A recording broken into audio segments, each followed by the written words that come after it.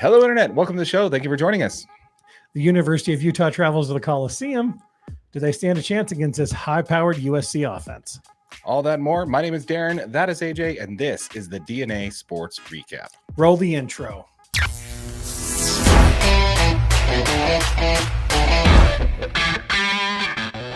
If you are part of the 95% of our audience that is not subscribed, please consider doing so. Thank you. All right. So let's go ahead and crack into it, shall we? Absolutely. All right. So let's talk a little bit about University of Utah football. So the 5-1 Utes, ranked number 14, is going into the Coliseum to face the USC, who is 6-1, ranked number 18. And this is the last time that these two teams are going to face as conference rivals. That is correct, my friend. How sad.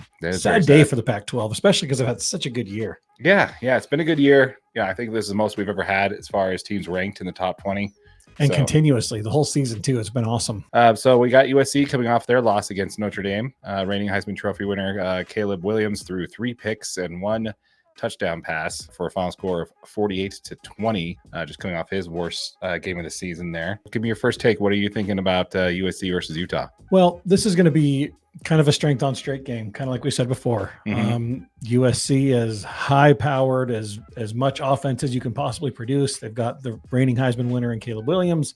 They've got some excellent receivers, but in that last game, their offensive line really struggled to protect Caleb Williams. And if that continues into the next game against Utah, this could be a big problem for the Trojans, because I promise the Utes defense is coming at you. The Utes are coming off a win over the Cal Bears. Both of these teams were early favorites to win the conference. This matchup does have huge implications for the conference title, basically. Let me ask you this. Does the University of Utah have a shot at winning this one? My opinion is absolutely, man. I mean, I think you listen to national media, you look at the betting line, they're going to say USC by 7. I think the Utes actually have a pretty legit chance.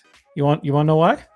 Yeah, I'm dying to know why. That's what I'm talking about. So hear me out here. Okay, hear me out, friends and family. USC has played in 7 games so far. They have played San Jose State, Nevada, Stanford, Arizona State, Colorado, Arizona, and Notre Dame. Respectfully, all of these defenses are ranked in the same order: 91st, 130th, which is dead last, 124th, 42nd, 129th, 33rd, and for the first time this season, they play a top 15 defense against Notre Dame. They're currently ranked number 14th in overall defense, and USC takes a big fat L. Yeah, it wasn't even close. And they really struggled. I mean, it was a game that analysts looked at it and said, maybe USC's not quite ready to be on the national stage yet. With all that being said, the University of Utah currently has the 9th ranked defense. They're allowing 277 yards per game, 4.79 yards per play, and have only allowed 9 touchdowns to date. To just dive into a little bit more, USC has the 92nd ranked defense in the country. The Utes haven't even faced a defense that bad yet. Really? Yeah. Utah has played Florida, Baylor, Weber State obviously doesn't count, UCLA, Oregon State, and California. Go Wildcats. The worst defense they've faced so far was last week against Cal. Right. And the Utes offense actually didn't look terrible, right? And Cal has the 84th ranked defense.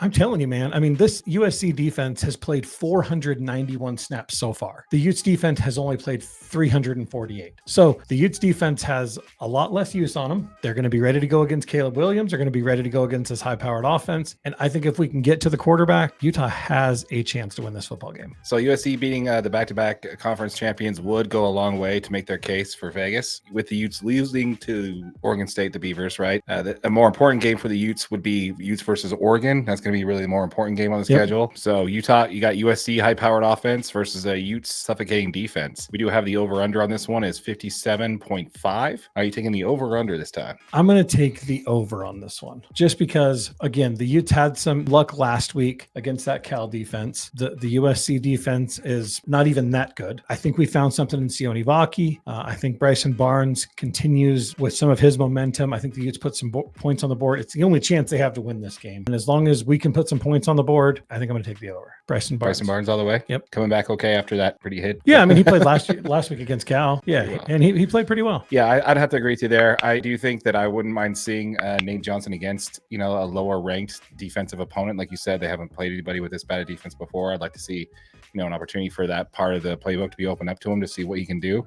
I agree with you. I think it's going to be Bryson Barnes all the way there. We want to know what you think, folks. Please let us know in the comments down below. What are you taking out of this? Do you think the Utes pull it out? Okay, you said they are 7-point underdogs in this game with the over-under line at 57.5. You guys let us know which way you're going over-under on that line, and do you think Utah has a chance to win this one? So let us know for sure. Let's go ahead and pivot over to a more interesting conversation that we should have. Let's talk about Cam Rising. I don't know if you heard the interview that they had with his surgeon. I did not, about actually. 2 weeks ago. He got permission from Cam to talk about it, and so he broke down the injury, broke down what really happened. That's what we talked about last week, how it was not only the ACL but the MCL and the metacarpal, and basically just totally jacked up his knee, right? As of last week, it was 9 months from surgery. Again, not very long ago. Very fast. Not very, very fast. But what he did say in that interview, and keep in mind, at the time of recording, he said he is a week to maybe 2 weeks away from being ready, which would put him available versus USC. Do you think we see Cam Rising play against USC? If we see Cam Rising, I personally, no, I don't think so. And my poor Utes heart has been burned too many times. I can't even accept the thought that we're going to see Cam Rising because I fully accepted Bryson Barnes is going to be the quarterback. If we do see Cam Rising, it would be absolutely fantastic. Obviously, at that point, you better be taking the over because the Utes are going to score some points. And I say, I don't think we see Cam Rising play this year at all. I think he's done. I think if we were going to see him, it would have happened. If we are going to see him,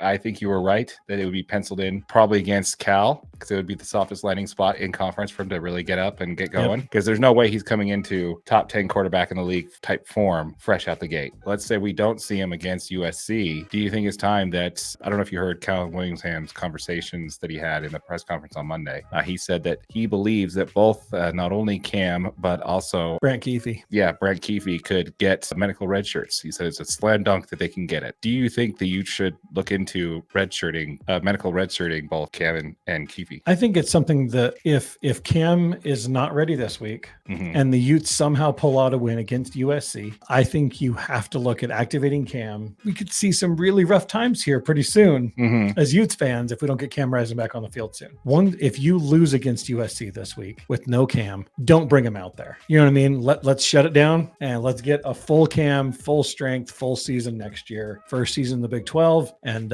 let's plan on winning some football games. Yeah, that's my opinion. That's the way I look at it too. If you do somehow squeak out a win, you can't really just say, okay, we'll still shut him down anyway, because just like you said, that's going to be a gauntlet for sure. But some of that's going to be up to Cam though, because realistically, if he doesn't think he can get enough football games to impress NFL scouts, if he plays in games this year and doesn't get a medical red shirt, his eligibility is over. I think another year of NIL money, whether he has a good season or not. Boys are millionaires either way, dude. Yeah. I think he's going to be perfectly okay being drafted in the second or third round with another year of NIL money. But I honestly do believe that the best shot for him to get drafted in the first round or get a high draft would be to have a good year with Utah, whether it be coming out of this year, Pac-12 champions for the last time, or be going into the Big 12 and making some noise and making a run at that conference championship. I totally agree.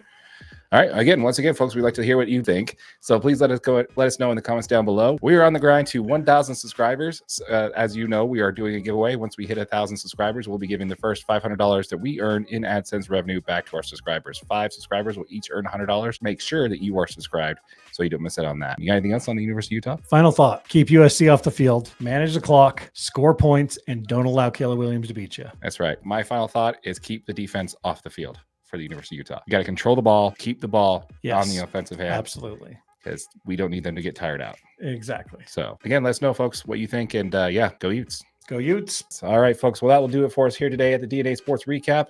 As a reminder, folks, this is a podcast. So if you're watching this on YouTube, the full episode is available in podcast form on video underneath our playlist. You'll see that as playlist podcast. It's the only one we got there. You'll be able to see the full episode there. It's also available audio only wherever you get your podcasts. Make sure that you give us a review. Yep. And if you're watching on YouTube, make sure you like it, make sure you share it, and make sure you subscribe. Again, we're giving away that money as soon as we hit 1,000 subscribers. Make sure you smash that subscribe button. We're looking forward to getting that money away. That's right. We're on the grind. If we get this video to 100 likes, we'll give away a t-shirt. Always, bro. Yeah. Whatever you guys want. Smash it. Let us know. All right, folks. Once again, my name is Darren. That is AJ. And this has been the DNA Sports Recap. Till next time.